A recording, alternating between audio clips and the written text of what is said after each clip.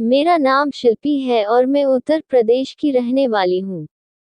दोस्तों, मैं आज आप सभी के सामने अपनी एक सच्ची कहानी सुनाने जा रही हूँ। लेकिन सबसे पहले मैं को बहुत बहुत धन्यवाद देना चाहती हूँ जिससे हम जैसे लोगों को अपनी कहानी शेयर करने का मौका मिलता है। तो चलो अब ज़्यादा टाइम खराब ना करते हुए मैं अपना पूरा परिचय आप सभी से करवा देती हूँ। दोस्तों, मेरा नाम शिल्पी है और मैं अभी तक कुंवारी हूँ और उत्तर प्रदेश की रहने वाली हूँ। मैं एक सामान्य सी लेकिन सेक्स की बहुत भूखी लड़की हूँ और मेरी उम्र 20 साल है। मेरी एक ही सबसे बड़ी कमजोरी है और वो है सेक्स। दोस्तों, यह उन दिनों की बात है जब मैं 11 टीएच क्लास में थी और अपने कुछ जूनियर्स को फ्री में गणित की ट्यूशन दिया करती थी क्योंकि मैं इन कामों के अलावा पढ़ाई में भी बहुत अच्छी हूँ। दोस्तों, कुछ समय पहले मेरे पड़ोस में एक लड़का रहता था। उसका नाम अनुज था। वो दिखने में बहुत ही ज्यादा अच्छा था और मैं हमेशा से उसे चाहती थी कि उसके जैसा लड़का कभी मुझे छू दे और हम दोनों उस समय एक ही स्कूल में जाते थे इसलिए हमारे बीच में कभी कभी थोड़ी बहुत बातचीत हंसी मजाक भी हुआ करता था। दोस्तों, मैं पिछले कई दिनों से कोई अच्छा मौका ढूंढ रही थी कि कभी मुझे उसे अकेले में मिलने का कोई मौका मिल जाए ताकि मैं उसे अपनी तरफ आकर्षित करके अपनी साइड ले सकूं। क्योंकि दोस्तों, मैं आप सभी को बता दूं कि मैं इस काम में बहुत ही ज्यादा माहिर हूं और फिर एक दिन मुझे वो अच्छा मौका मिल ही गया। दोस्तों, मेरे मम्मी पापा दोनों ही नौकरी करते हैं तो उसकी वजह से अक्सर सुबह 9 से 11 बजे तक हमारा पूरा घर खाली हो जाता था और मैं घर पर पूरा दिन भर अकेली रहती थी। एक दिन ऐसे ही बालकनी में बैठी हुई थी कि तभी अनुज ने मुझे आवाज दी और फिर अनुज ने मुझसे कहा कि आप तो गणित में बहुत अच्छी हो ना और मेरी गणित बहुत कमजोर है, क्या आप मुझे सिखाओगे?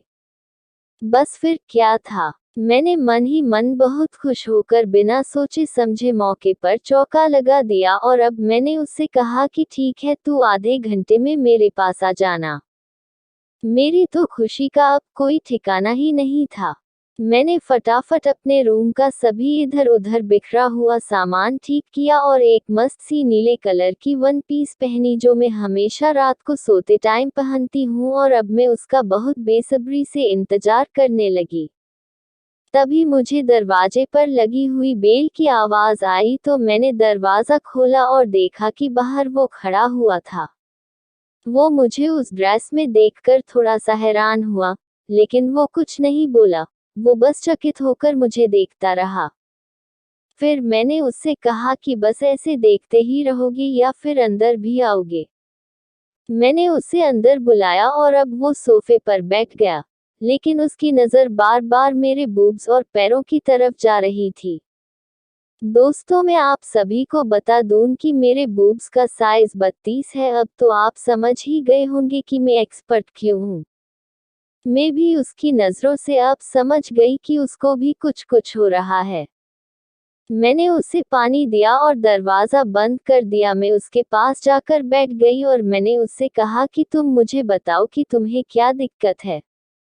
अब वो धीरे धीरे व्याकुल होने लगा था, क्योंकि मैं उसके पास बैठी हुई थी और मैं अपने पैर उसके पैर से टच कर रही थी और साथ ही अपने बूब्स को उसके सामने प्रदर्शित करने लगी। मैंने अंदर ब्रा नहीं पहनी हुई थी तो इसलिए मेरे थोड़ा सा हिलने पर भी बूब्स जोर जोर से हिल रहे थे। फिर हमने अपनी पढ़ाई शुरू की और मैं किसी ना किसी बहाने से उसकी तरफ पूरा झुक रही थी। फिर आधे घंटे के बाद उसने मुझसे कहा कि मोना, बहुत भूख लग रही है, क्या कुछ खाने को मिलेगा? तो मैं उठकर किचन से चिप्स और बिस्किट्स लेने चली गई। इतनी देर में अचानक मुझे अनुज ने पीछे से आकर एकदम से टाइट पकड़ लिया। वाह यार, क्या एहसास था वो। मैं मुड़ी और वो मुझे पागलों की तरह किस करने लगा। मैंने उसे रोका और कहा कि राज, तुम जानते हो कि क्या कर रहे हो? तो वो बोला कि अच्छा क्यों कमीनी, अब तू ज्यादा भोली बन रही है। मुझे पिछले आधे घंटे से तड़पाकर खुद मुझे देखकर बहुत मजे ले रही थी। उसके मुंह से यह बात सुनकर तो बस मैं और भी मूड में आ गई और मैं भी उसे पागलों की तरह किस करने लगी। वाह क्या एहसास था, मुझे ऐसा लग रहा था कि हम दोनों प्यासे बस इसी एक चीज के लिए बेकरार थे और अब हम बिल्कुल पागल हुए जा रहे थे। उसने मुझे किचन प्लेटफॉर्म पर बैठा दिया और पागलों की तरह मेरे बूब्स दबाने लगा और मैं उससे कहने लगी, जोर से क्यों दबा रहा है माँ, थोड़ा धीरे दबा। फिर अनुज बोला कि अभी तो शुरुआत है जाने मन, और वो मेरे बूब्स को कपड़े के ऊपर से ही दबा रहा था।